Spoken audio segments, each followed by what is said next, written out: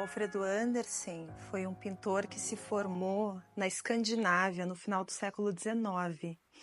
Ele tem um estilo realista, impressionista, mas pode ser caracterizado como um pintor moderno. Ele estudou arte em algumas escolas da cidade dele, que é Kristiansand, que fica no sul da Noruega, e foi assistente de um pintor importante de Oslo, Wilhelm Krog, e ele vai conseguir ser admitido como estudante na Academia Real de Belas Artes da Dinamarca, onde ele vai estudar durante alguns anos. Esses anos que o Alfredo Andersen vai passar na Dinamarca são muito interessantes, porque ele faz parte de um movimento de pintores que estavam se revoltando com os métodos mais acadêmicos de ensino.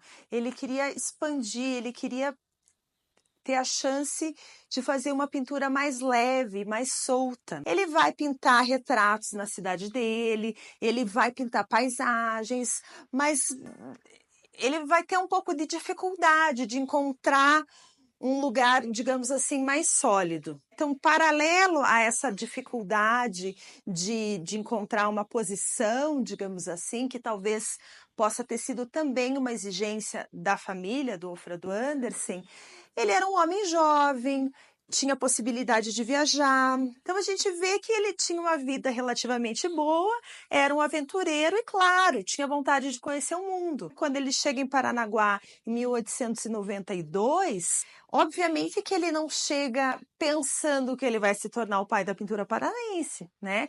Ele chega por conta de um acidente que acontece no navio do pai, que o pai capitaneava. O navio estava indo para Buenos Aires e o navio tem que fazer uma parada em Paranaguá e ficar alguns dias ali. A tripulação toda acaba ficando alguns dias em Paranaguá. E depois desses dias passados ali, que a gente não sabe muito bem se foram algumas semanas ou se chegou a passar de mês, o navio estava consertado e ia seguir viagem. E o Alfredo Andersen decide ficar. Ah, não, vou ficar mais um pouco, né?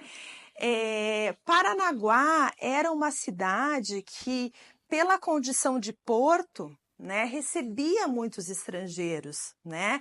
Toda a produção de erva mate, que nesse momento já era o principal produto de exportação do Paraná, acontecia pelo porto, né? A estrada de ferro que saía de Curitiba terminava em Paranaguá, né? Então, Paranaguá tinha essa concentração de estrangeiros, de mercadores, né? A gente sabe também, a partir da história da Iria Correia, que foi uma pintora de Paranaguá, e de outras artistas locais, que existiam escolas com professoras né, de outros países que vinham educar as filhas das elites locais, e elas educavam essas mulheres, ensinando elas a tocar piano, a pintar, a desenhar, a bordar. Na verdade, a gente sabe que esses produtos, os incipientes para pintar, como tinta, pincel, tela, chegavam via porto. Esse período do Alfredo Andersen em Paranaguá, a gente não tem muitas fontes e muitos dados, a gente tem algumas poucas informações, mas a gente sabe que ele pintou muitos retratos. E o fato dele ter pintado muitos retratos sugere que as pessoas, né, essa burguesia que estava incipiente, né, do litoral, queriam ser retratadas, né? Era algo que trazia status para esses homens e mulheres ter um retrato a óleo. Né? A gente sabe que a Iria Correia fez isso durante alguns anos, mas ela morre cedo. E o Alfredo Andersen, quando chega em 1892, vai receber muitas comissões, né? Ou seja, ele percebe que ele pode ficar ali e vivenciar um pouco essa experiência, que certamente é uma experiência muito exótica. Se a gente pensa em Paranaguá, no final do século XIX, um pintor que veio da Noruega, que estudou na Dinamarca. Imagine como não era exótico, como não era diferente para ele tá ali, né? E mais interessante ainda nessa configuração de Paranaguá é a gente pensar que ele vai se envolver com uma mulher que vai ser a companheira dele durante toda a vida, que foi a Ana de Oliveira. Certamente ela se encantou com ele, né? Um pintor norueguês, loiro, aventureiro, e ele por ela. Uma moça indígena, de origem carijó, que vivia, que andava descalça, que tinha toda essa mística, digamos assim.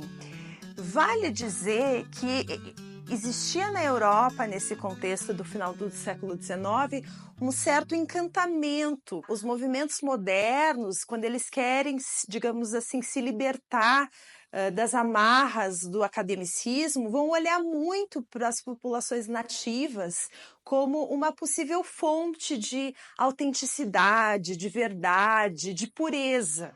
Então, o Alfredo Andersen, na minha percepção, né, e a partir do que as obras dele nos dizem, se apaixonou por Paranaguá. Né? Ele se apaixonou por Paranaguá, ele se apaixonou pelas pessoas, ele se apaixonou pela população nativa, pelos caboclos. Né? Nas telas que ele faz dos caboclos, a gente percebe que ele estava realmente interessado, que ele estava realmente disposto a fazer esse movimento, disposto a fazer essa travessia, que é uma travessia geográfica, mas é uma travessia espiritual também, né? De você se abrir para algo novo, para algo diferente, que foi o que essa experiência trouxe para ele.